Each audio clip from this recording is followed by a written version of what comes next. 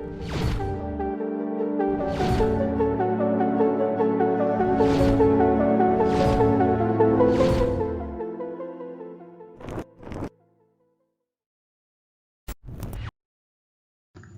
it's been a while. Welcome back to the Python series.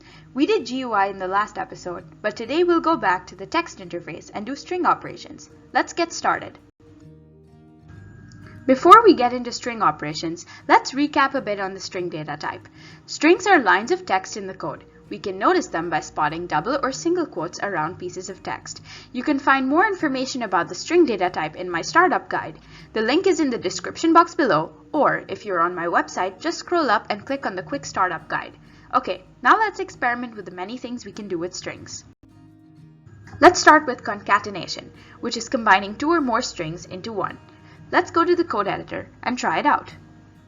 So we'll use the shell to test this out. So the first thing we'll do is we'll test print hello, comma, hi, where comma is our concatenation operator, and it prints hello and hi with a space between them. We can even use the plus operator, so we'll say hello plus hi, and that concatenates without a space between them. So one thing you have to remember is that the plus operator only works for strings and not numbers. So I'll show you an example of adding a number. So what we'll say is the variable length contains 4, width contains 6, and area contains length times width. And say we want to output the area is comma area, and there you get the area is the value of length times width. Now if I told you to use the plus operator, that actually won't work because the plus can only concatenate strings. So if I show you the area is, remember to leave a space, and then we'll say plus area. Now here you can see there's an error because you can only concatenate strings using the plus operator. You cannot concatenate numbers. With the comma you can concatenate numbers with strings, because what the comma does is it actually converts the number into a string format. So that's how concatenation works. Now we'll move on to string modification. There are a couple of things you can do to modify a string. So the first one we'll do is removing trailing and leading spaces, and that uses the built-in function strip.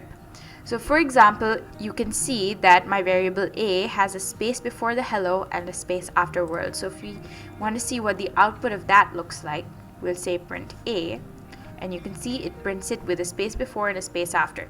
Now say we want to remove those spaces, so what we'll do is we'll say print a dot strip empty brackets, and it removes the spaces.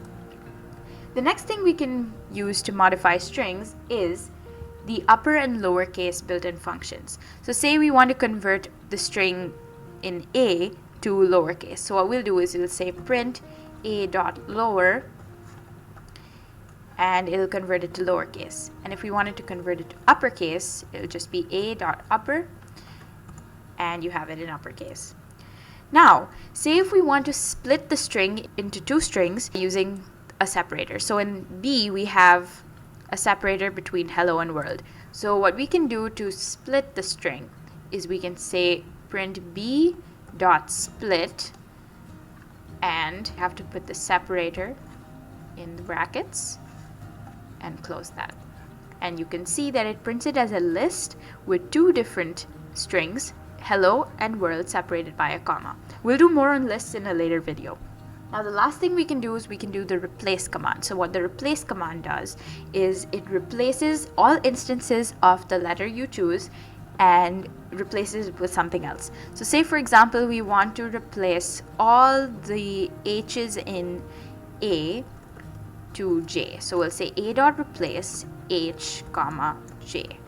Make sure you don't forget the quotation marks here because we're dealing with a string data type. And it replaces all the H's with J. And we can even test this with the letter O. Say a dot replace O with, for example, I. And you can see it replaces all the O's with I's. So that was it for modification. Now we'll move on to formatting. Formatting is quite simple. It allows you to insert values from variables anywhere in a string where there are curly brackets. So for example, we have a variable called text, and it contains Amy likes to, for example, a hobby will go here, and then we can say Amy is something years old. Okay, so this is our text, and we want to format it so we can replace the curly brackets with useful information. So for example, her age is 7 and she likes to bake, for example. And if we want to do the formatting, what we will do is txt.format, open the brackets, and place the variables in order of the curly brackets where we're putting them. So for example, the first one would be hobby, and the second one would be age. And you can see it replaced the values of the curly brackets with the values of the variables. And that's all for formatting. Now we'll move on to slicing. Before we start slicing, here are a couple of rules you need to remember. First of all, the format. So the format is variable from start position to end position. And you have to remember that end is non-inclusive. The rightmost character in the string is -1 if you slice from right to left. Python also starts counting from 0, so leftmost character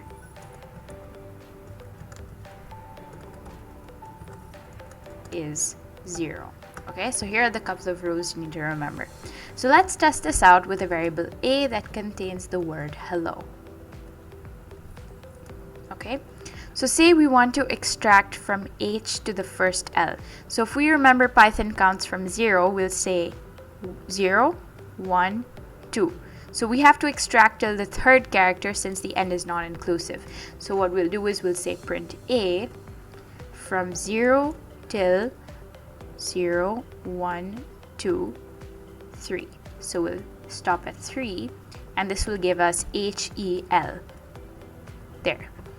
Now say we want to start extracting from this side. So for example, this will be character -1, this will be character -2, this will be character -3. So say we want to extract just this L and O. So L is -3, and we're extracting from the end position. So we'll say starting from -1. So that will show you L and O. This can be a bit confusing, so try this out a couple of times with different examples.